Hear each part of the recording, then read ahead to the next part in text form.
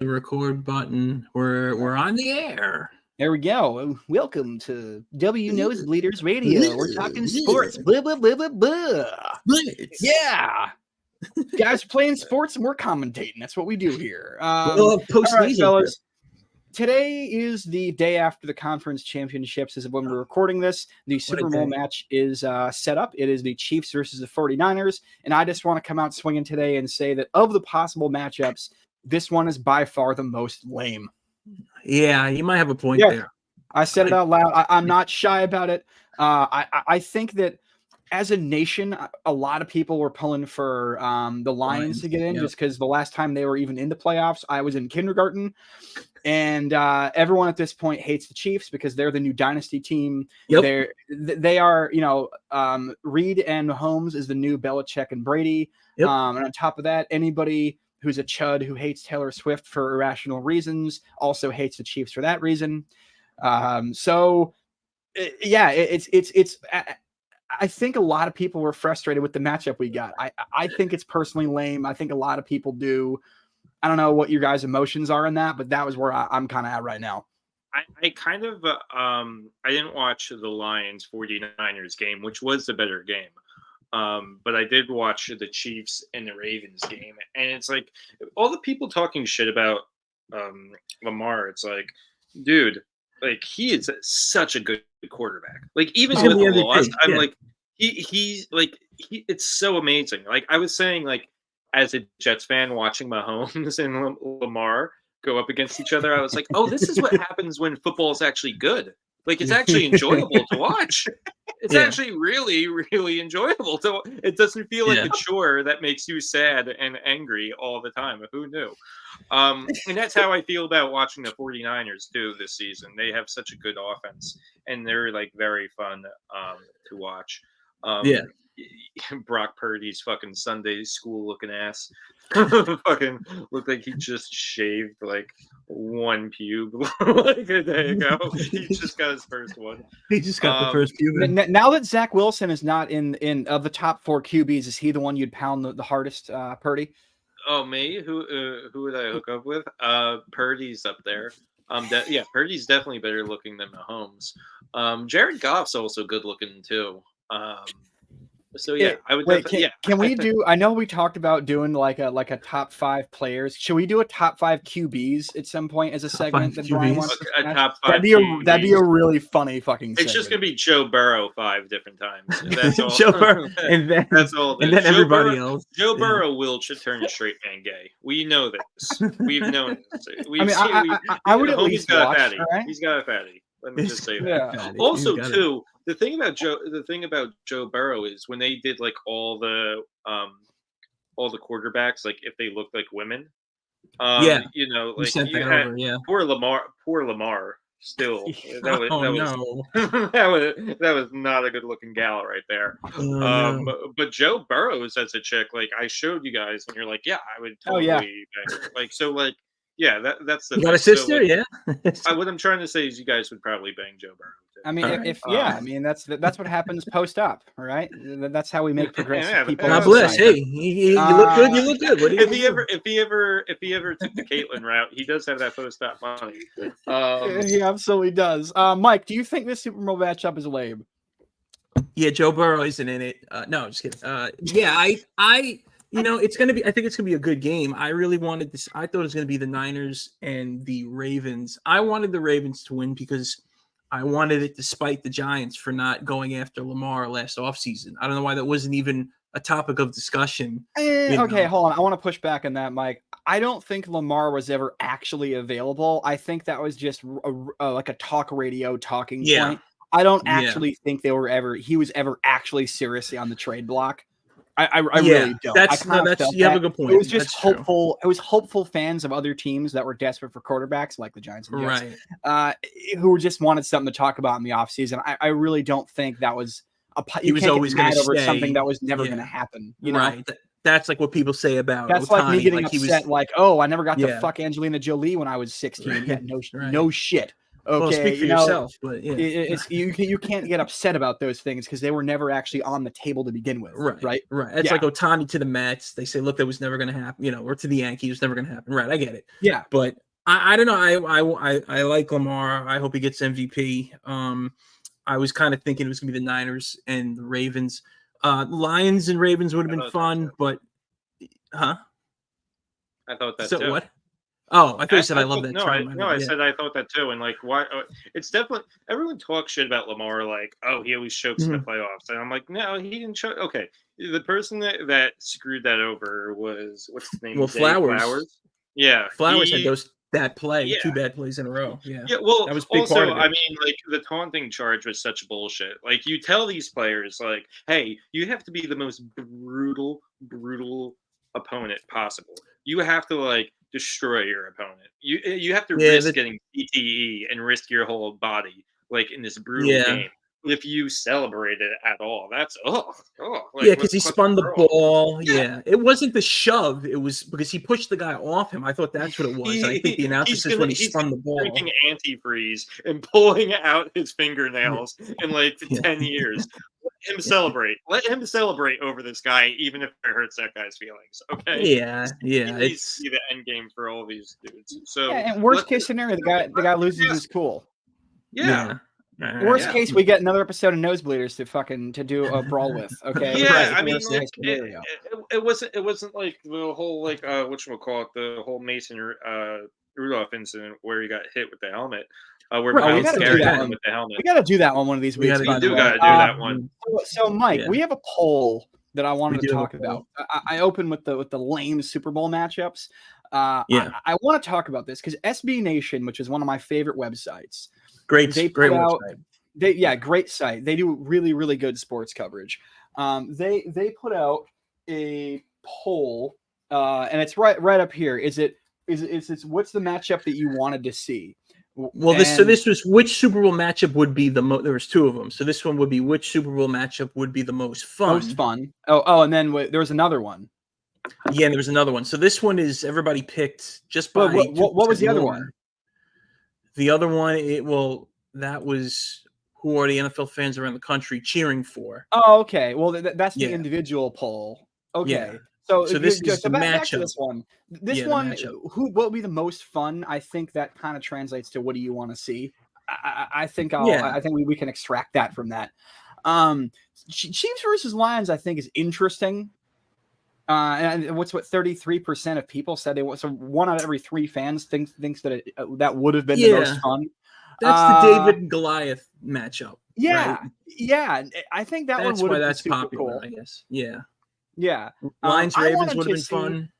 That's the one I personally wanted to see because that's number 2. Yeah. Baltimore versus Detroit. It would have been the battle of like the 2 hood cities.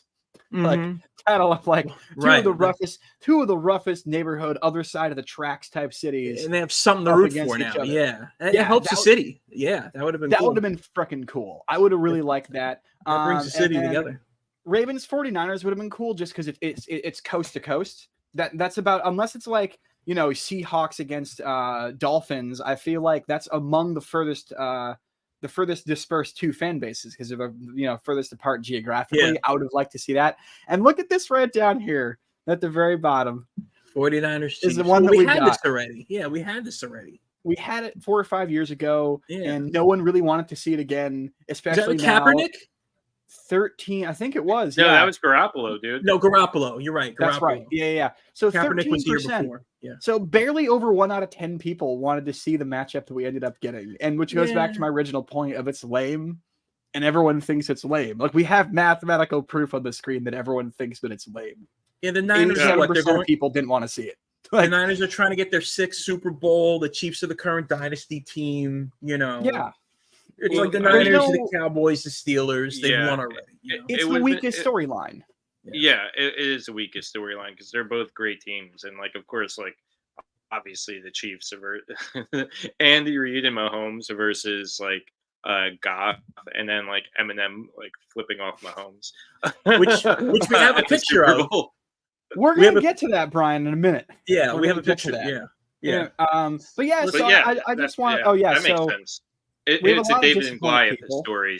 So that Yeah. no, I was just gonna say it's a David and Goliath story. So of course that'll Right. be the most fun one to watch. Yeah, there's no underdog though. You know what I mean? Like there's no it's There's not no. like there's no small market team that Right. has an upstart. It's just which team is going to win their X amount of ring. It's so lame. The other thing too, and I was talking to my girlfriend about this, and this is something that Mike, what bothers me is when things are not aesthetically pleasing. Aesthetically uniforms. It's two teams whose colors are red and white, and it's going to be lame.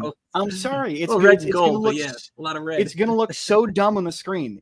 People who aren't trained to watch football, because when one team rolls up when they both have red helmets and then one team has a red shirt with white pants and the other team has a white shirt with red pants, no one's going to know what's going on. It's lame. It looks like Cheeto dust, right? Phil, that's the gayest thing you've ever said. Yeah, you're right. I may talk about like wanting to hook up with Brock. Super gay of me. But you're like the aesthetics aren't amazing. Like yeah, I'm upset at the color coordination of the goddamn Super Bowl. Okay, the colors aren't matching. What is Taylor Swift wearing? Yeah. Yeah. Oh, there's gonna be a lot of that too. It's gonna be a lot of that now too. A lot of people that because it makes the chuds angry. Because anybody who gets irrationally upset that like a pop star is dating a football player, to me is like they're like the lamest people on the face of the planet. I just wish it was like Selena Gomez because I like her better. But Mila Kunis, I would be. It's also just like, She's are cool. you that?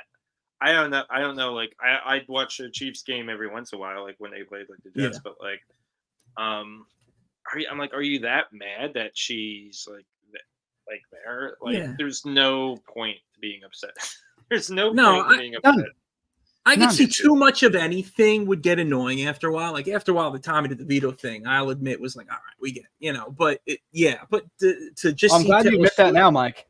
Because that's all you wanted to talk about for like a month straight. I know. Can we talk about Tommy DeVito on the show this week? Yeah, you were basically on the Tommy Cutlets train hard. I had my 15 minutes of fame. Yeah, you were trying to find his address and shit. Like I can drive to his house and give him a handy. Maybe that'll calm him down before the game. Yeah, I can do that. Yeah, no, but I could see that part of anything. Like even some of my favorite songs when I hear them.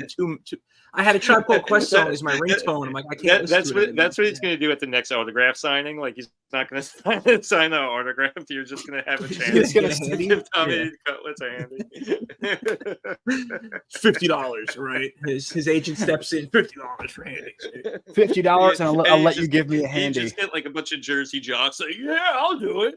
Yeah, I'll do it. You know how many porn stars should do that now? Like if they made prostitution legal, have like the Exoticon, like the porn star, hey, you want a handy? $50. I'll make money. Yeah, just make it legal. I mean, there are risks to be tired at the end of the day from that one. Yeah, that's what I'm saying. Make it legal. Just make it legal. Hey, a 50's a 50, right? Yeah, I think that some of them would charge a lot more than 50. That's a whatever. Yeah, 50 grand. Yeah. All right. As we alluded to a minute ago, let's put up that next image here. This is something that here we go. This is our boy. Credit to whoever's handled it as I can't even see it in the screen. It's Kenny King Jr. There Kenny King Jr. So this is Eminem, the Great White Hope, at the game. Slim Shady. Flipping the double birds. It's in 49er feet.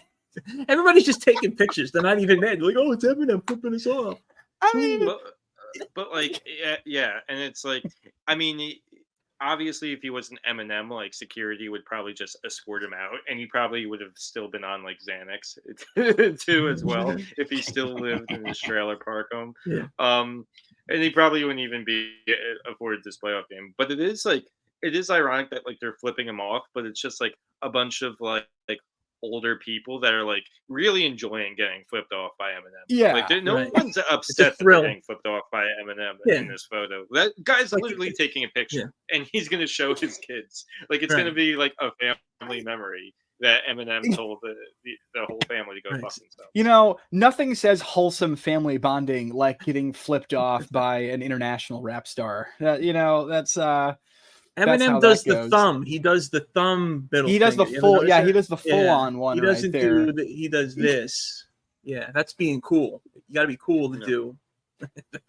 Yeah, he's got the cool '90s throwback shirt. My other thing too is that he's sitting in what looks like regular bar seats that are right behind regular people's seats. If I were him, I'd be in like a luxury box away from the peasants. I think that's straight. He's in the nosebleeders. He probably Yeah. is, he probably did go to a luxury box, but I feel like he just was like, he went to security and he's like, listen, I gotta do something real quick. I just gotta flip off a bunch of fans.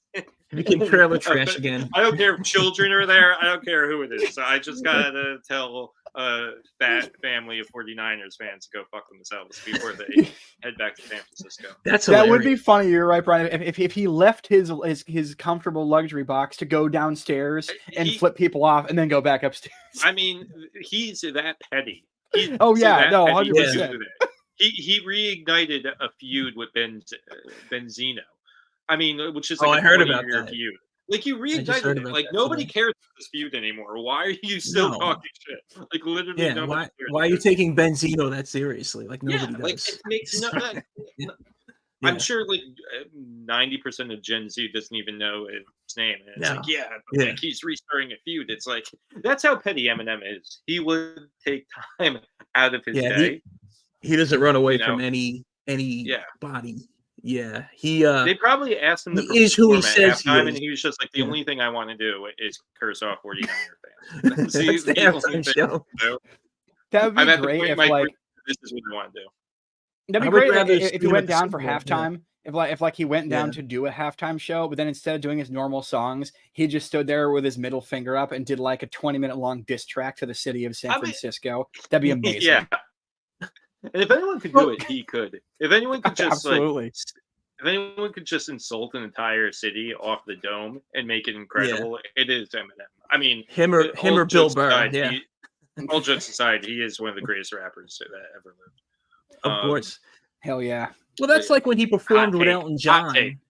Yeah. When he performed with Elton John after the performance, he gave the finger to everybody and they moved the camera down so it looked like this. Oh, Everybody was giving him a hard time. Didn't he do that because people were criticizing him for like gay bashing on his early albums? So like just to as an FU, he did a duet with Elton John. He had Elton John do and the song was like violence against women, but it was a song about a crazy fan. It wasn't about violence against women. Like the Kim song is violence against women, but he's gonna have his critics. There's also a song called "Kill You" that he opens one of his albums with about killing women too. Like he's got some oh yeah, some issues there, probably. Definitely. I mean, I'm not condoning it. I'm not condoning it, but I'd rather him do it in a song because he doesn't do it in real life. Thank God, So I'm glad we put this disclaimer. We're not condoning killing women, by the way. No, of course, no. I don't want to. Yeah, but like I'm just saying, like he's not doing it. Like I think his real life personality versus what he puts in a song is two different things, and it's like I don't know. Maybe some people, their art is saving them from being complete psychopaths. I don't know. I mean, that could have been. I mean, if you see what Eminem looks like as a kid, I mean, he could have been a school shooter. Not too far. Yeah. He didn't go that route. He just let me make a song about it. That's what art's for, right? But, exactly. He had an outlet that wasn't going to the gun shop. But I want to know also about this picture. What point in the game was this? Was this like as the game was ending, as the Lions knew they were losing, or was this like right at the beginning where he like showed up like, "Hey, I'm Eminem, and fuck you," or was it like halftime? Like, what point in the game was this? Do we know? It doesn't say. Eminem at the game, full on mood. What time does it say? 7:19 p.m. Oh, I don't know. Yeah, game time to clock time. All the articles were like 5 paragraphs long, and it was basically like, "Isn't it crazy? Eminem flipped off an entire fan base." So I don't know if Kenny. I'm guessing this is in USA Today. Funny. I don't know if Kenny King, the guy who posted this, took the picture, or he just posted the picture somebody took. It says 7:19 p.m. I don't know if that's East Coast time, West Coast time. It looks like there's sun out, so I'm guessing local time. Probably that's probably around halftime. Then because the game started at 6:30, right? It's probably around halftime. So yeah, at halftime is when he left his luxury box. He put down his caviar and his Chardonnay, and he went downstairs to flip off some 49ers fans. It could be at the start of the game or halftime. We're putting in that range. That's what. There we go. Say. Yeah. All right. So that was fun. I like talking about Eminem. I like talking about giving people the finger. I did that to a bunch of Astros fans at a Yankees game once, right in a lady's face. I don't care. Oh, let's the Oakland thing. Let's do this Oakland thing. Okay, so I need to preface this real quick. Okay. So we did an episode with just me and you one week when Brian couldn't make it, where I did like a half an hour breaking down geographically and also tourism industry of why moving the Oakland A's to Las Vegas is going to be one of the most epic fails of all time. Yes. And then there's a lot of, you can go back and listen to it if you want. It literally is a half an hour of me with my tourism degree and my experience in working at hotels and casinos, explaining like why it's going to fail, because it's going to fail. It's going to be hilarious when no one goes to their fucking games. And so this is, I don't know the name of this woman at this business of some kind of Las Vegas Chamber of Commerce event thing. And they're trying to hype people up for the Las Vegas A's. Oh, also really quick too, I want to credit Casey Pratt, Birdie Brazil, some other channels that are a lot bigger than us that cover this extensively, because I watch theirs sometimes. A lot of channels aside from theirs too have been making fun of this video, and I'm happy that we can join the party. So right here, this is only a 10-second video, and this is them trying to hype up the Las Vegas A's. Las Vegas A's. Yep. We like the sound of that, right, Vegas? Yeah? Yes? Are we alive back there, Las Vegas? How we feeling? Are we alive back there? Do you hear the nervous laughter at the very end of that? That right there is the energy of like, right there. That right there is the person whose joke just bombed and like trying to meet chicks at a bar or whatever, you know, or somebody or an HR lady who like, you know, tries to make a joke about cookies at the beginning of the day. I don't know. But like she came out and tried to do a hype and it bombed. I mean, it's no one gives a shit in that city about this team going there. It is going to be.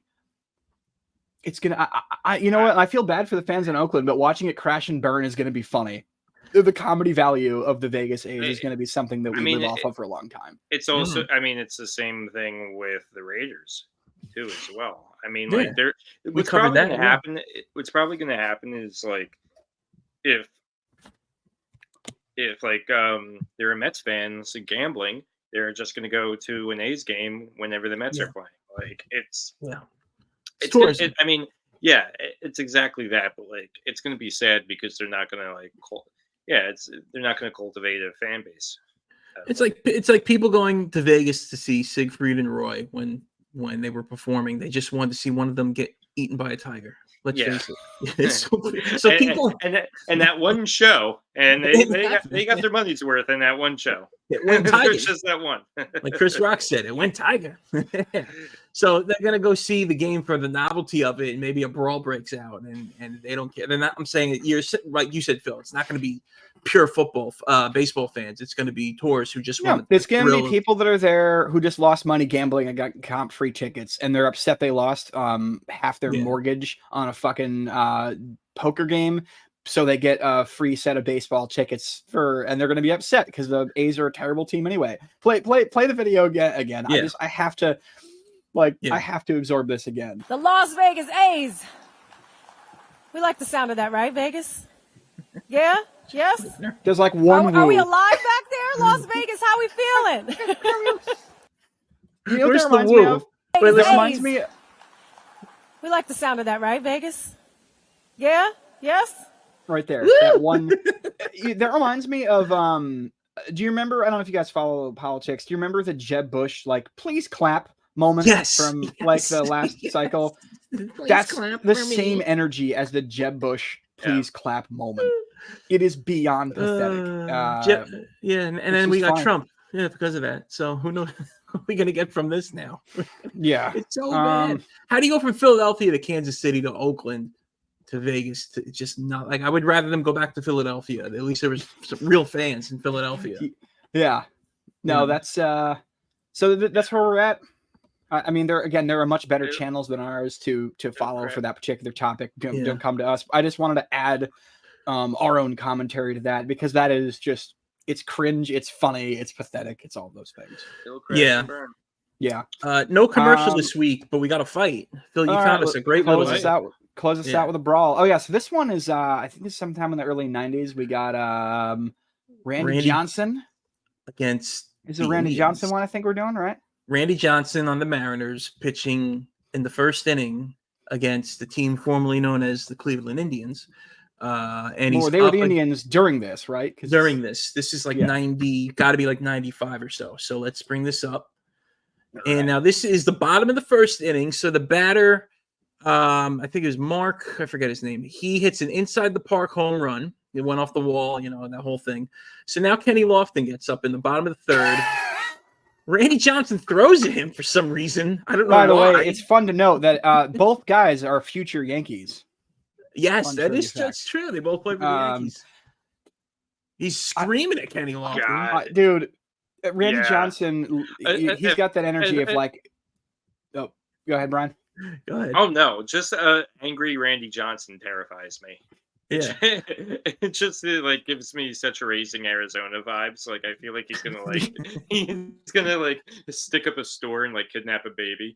Like it's just like I don't know. It just terrifies me because you also know how fast he can throw a ball. So like if I was the batter, I would just quit. I'd be like, nah. And it's just spilling over. It's not to interrupt. It's Lou Piniella going full Piniella here, and he's ready to rock and roll here. And a very young A-Rod as well. There's a lot of future Yankees in this Lou fight Piniella, here. former Yankee, and former Yankees. Yeah. And they're doing everything. It takes like 8 guys now. I love this. They're like, all right, this is the thing. Nobody's gotten thrown out. Everybody, just calm down. We're gonna play baseball. That Randy Johnson shot, though, he looks like the kind of guy that like told you to get off his lawn, but like also carried out a shotgun to tell you to get off his lawn. Like that's sort of the energy he had there. So everybody's getting off the field. Yeah, we're gonna get back to playing baseball. Everybody's back in the bullpen. This is the same at bat. Kenny Lofton is still up. When I was watching this, I thought this was a replay. As you're about to see what happens next, Kenny Lofton, he's getting back up. Here's Randy Johnson. And all right, wind in his hair. He's wind in his hair, chewing his jaw, whatever he's chewing. I think that might have been still when chewing tobacco was legal. He's like, fuck you. He goes, hi, I'm trying again. All right. He does it again. That's hilarious. This is it. No, How do you do that? He does it again. I swear I thought this was a replay. I'm like, Phil, there's no fight here. And then I'm like, oh, wait. There was now he's calm.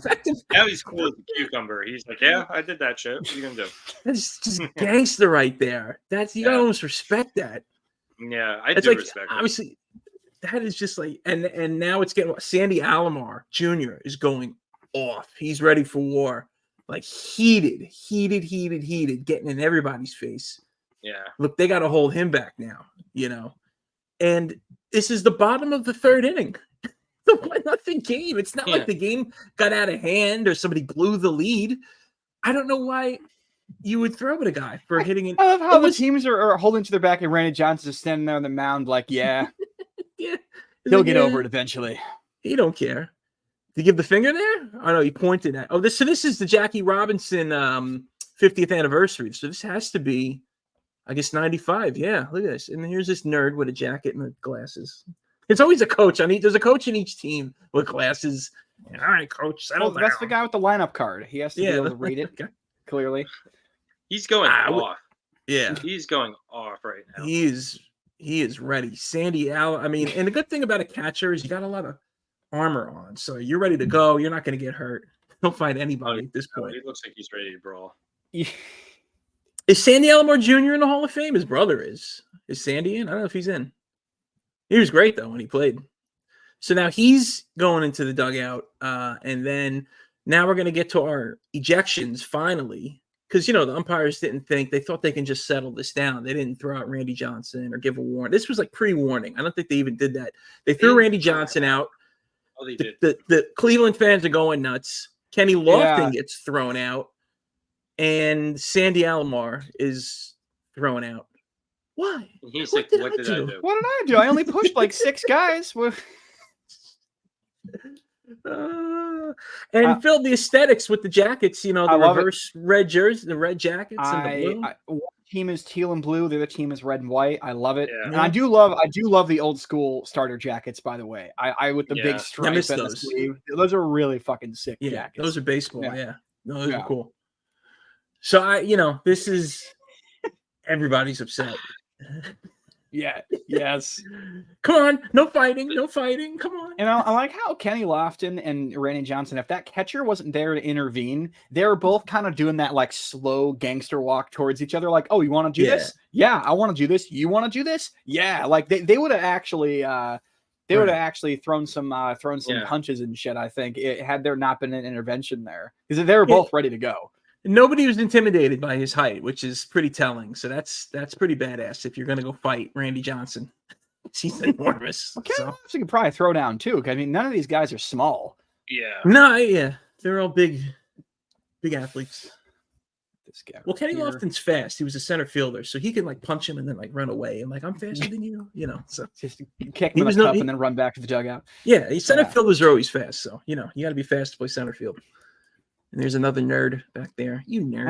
I wish we had the directional mics for these old games like we do for some of the new ones. I would love to know what these guys are saying. Oh yeah. Yeah.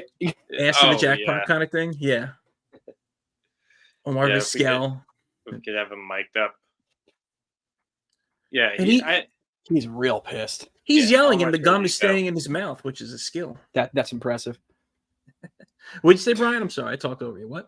Oh no, I just said Almar's ready to go. I kind of think I have this is kind of a tough rating actually. In regards to it's not the most exciting. It's not like a brawl. It's kind of one of those things where it's there's some shippy and talk that there's two very high and tight pitches. I mean, I can't really score this very high. I have to give this like a 4. Maybe a 4.5. I give it a 4.5 because there's a lot of good names in it. But yeah, it's not super exciting. I just, it had some really good close-ups. That's why I wanted to do this video. It had some really good close-ups of like Johnson and the catcher and a couple other guys. Yeah, 4.5 for me. What were you saying, Brian? What do you got? I might just, because of like the names, and like here's the thing: the tension is a 10. Like the tension is at you really like.